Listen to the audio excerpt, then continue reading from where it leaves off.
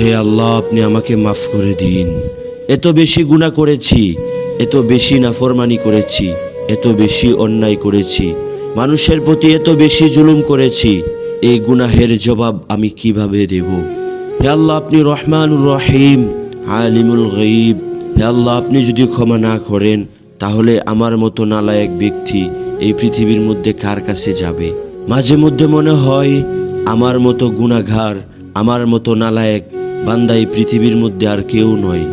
আপনি যদি ক্ষমা না করেন, আপনার মতো উপযুক্ত ব্যক্তি আর কেউ নয় যে তার কাছে গিয়ে ক্ষমা চাবো। আপনি একমাত্র আলিমুল গায়ব, আলিমুম বিদায়াতিস সুদূর। আপনি বান্দার মনের খবর জানেন এবং দয়াশীল। আপনি যদি ক্ষমা না করেন, এই পৃথিবীর মধ্যে আর কারো কোনো শক্তি নয় যে সে ক্ষমা করবে।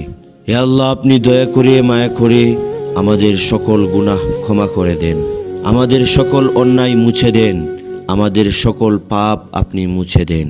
আমি শুধু আপনার কাছে ক্ষমা চেতে পারবো, আমি শুধু বারবার আপনার দুয়ারে যেতে পারবো। এর থেকে বেশি শক্তি আমার নেই। আপনি আমাকে যতটুকু হায়াত দিয়েছেন, ততটুকু হায়াতের মধ্যে আমি আপনাকে স্মরণ করতে পারবো, আমি আপনাকে ডাকতে পারবো, নিজের গুনাহের উপর লজ্জিত অনুতপ্ত হয়ে আপনার কাছে বলতে পারবো, আপনি দয়া করে আমাদেরকে মাফ করে দেন।